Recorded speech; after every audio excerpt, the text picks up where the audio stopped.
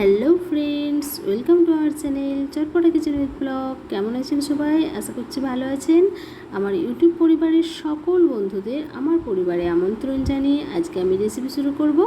দেখেই নিশ্চয়ই বুঝতে পারছেন আমি আজকে কী বানাতে চলেছি। একদম ঠিক ধরেছেন, আজ আমি বানাবো দোকানের থেকেও বেশি টেস্টি পিৎজা, তাও আবার বাড়িতে থাকা অল্প কিছু উপকরণ দিয়ে। তাই বন্ধুদের কাছে রিকোয়েস্ট, ভিডিওটি স্কিপ না করে পুরোটি দেখবেন। চলুন তাহলে আমরা রেসিপিটা তৈরি করি। রেসিপিটা তৈরি করার জন্য আমি প্রথমেই নিয়ে নিয়েছি একটি বাটিতে 1 বাটি পরিমাণ ময়দা। এবার এই ময়দার মধ্যে আমি দিয়ে দেব পরিমাণ মতো লবণ আর দেব 1 চামচ পরিমাণ পাউডার সুগার। এবার আমি দই নিয়ে নিয়েছি। এবার এই দইটার মধ্যে আমি পুরো ময়দাটা মেখে নেব। তার আগে আমি চিনি আর লবণটা ভালো করে ময়দার সাথে মিশিয়ে নিচ্ছি।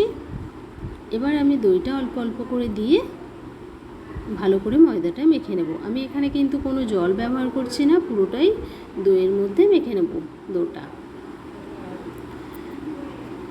এবার এর ওপর দিয়ে দিচ্ছি 1/2 চামচ পরিমাণ বেকিং পাউডার আর 1 চিমটি পরিমাণ বেকিং সোডা। এবার হাত দিয়ে আমি সব কিছু উপকরণ ভালো করে মেখে ডোটা তৈরি করে নেব। দেখুন ডোটা খুব সুন্দরভাবে তৈরি হয়ে গেছে। এবার আমি অল্প একটু বাটার হাতের মধ্যে নিয়ে নিচ্ছি। এবার এই বাটারটাকে হাত দিয়ে চেপে গলিয়ে নেব, তারপর এর গায়ে ভালো করে মেখে নেব। দেখুন ডোটার মধ্যে আমি বাটারটা লাগিয়ে নিয়েছি। এবার এটা ঢেকে আমি 10 থেকে 15 মিনিট রেখে দেব। এদিকে আমি নিয়ে নিয়েছি পিৎজাটা ডেকোরেশন করার জন্য ভুট্টা, পেঁয়াজ, টমেটো, কাঁচা পাকা লঙ্কা আর নিয়েছি রসুনের কোয়া আর নিয়েছি টমেটোর সস। এবার এই সসের মধ্যে রসুনের কোয়াটা গ্রেট করে নেব। আমি এখানে গ্রেট করে নিয়েছি, আপনারা চাইলে ছোটো ছোটো করে কুচিয়েও দিতে পারেন। এবার অন্যদিকে আমি দেখে নেব ডোটা। দেখুন কত সুন্দর একটা সফট ডো তৈরি হয়ে গেছে, দেখেই বুঝতে পারছেন। এবার ডোটা আবার হাত দিয়ে ভালো করে একটু মেখে আমি পিৎজা শেপ দিয়ে নেব। দেখুন আমি একটা প্লেট নিয়ে নিয়েছি, এই প্লেটের মধ্যে আমি পিৎজাটা তৈরি করে নেব।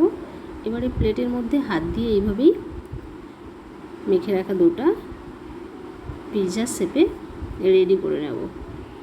দেখুন আমি হাত দিয়ে চেপে এইভাবে গোল করে পাতলা করে পিৎজা শেপ করে নিয়েছি। এবার মাঝখান থেকে একটা কাঁটা চামচ নিয়ে এইভাবেই ফুটো ফুটো করে নেব।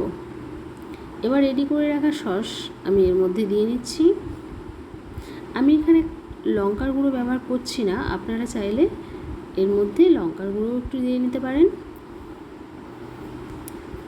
দেখুন সসটা বেশ সুন্দরভাবে লাগানো হয়ে গেছে।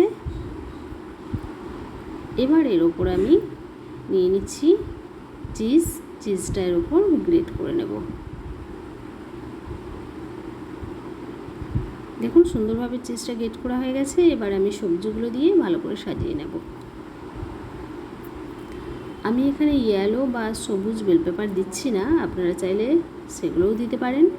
আমি এখানে বাড়িতে থাকা উপকরণ দিয়ে বানাচ্ছি, তাই টমেটো, পেঁয়াজ, কাঁচা পাকা লঙ্কা দিয়ে তৈরি করে নিয়েছি। এবার আমি আবারও একটু চিজ উপর থেকে গ্রেট করে নেব, এতে করে দেখতে আরও বেশি সুন্দর লাগবে। দেখুন কতটা সুন্দর লাগছে দেখতে এটা। দেখুন রেডি হয়ে গেছে। এবার আমি এটা বেক করার জন্য একটা ডেকচিতে একটা স্ট্যান্ড বসিয়ে নিয়েছি। এবার এর মধ্যে দিয়ে দিচ্ছি। এবার এটা আমি ঢেকে দেব। ঢেকে 25 থেকে 30 মিনিট একদম মিডিয়াম আঁচে রেখে দেব। আমি ফিরে আসলাম 25 মিনিট পর, দেখে নেব এটা রেডি হয়েছে কিনা। আমি ঢাকাটা খুলে নিচ্ছি আস্তে করে। দেখুন কত সুন্দর লাগছে দেখতে। এটা ঠান্ডা হয়ে গেলে এবার আমি এটা বের করে নেব। এটা রেডি হয়ে গেছে। দেখুন আমি এটা বের করে নিয়েছি। একদম লাগছে না দোকানের মতো পিৎজা। কত সহজে কম উপকরণ দিয়ে তৈরি হয়ে গেল দারুণ টেস্টি মজাদার সফট পিৎজা, তাও আবার বাড়িতেই। এবার আমি এটা প্লেট থেকে তুলে নেব।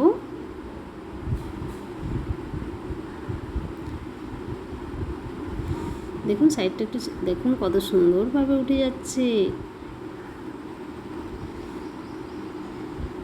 এই দেখুন আমি পুরোটাই তুলে দেখাচ্ছি, দেখুন কত সুন্দরভাবে উঠে গেল। এবার এটা আমি কেটে নিচ্ছি। কতটা সফট তৈরি হয়েছে, একদম পাউরুটির মতো ভেতরটা। বন্ধুরা দেখতেই পেলেন কত সহজে দোকানের মতো পিৎজা বাড়িতে থাকা উপকরণ দিয়ে তৈরি হয়ে গেল।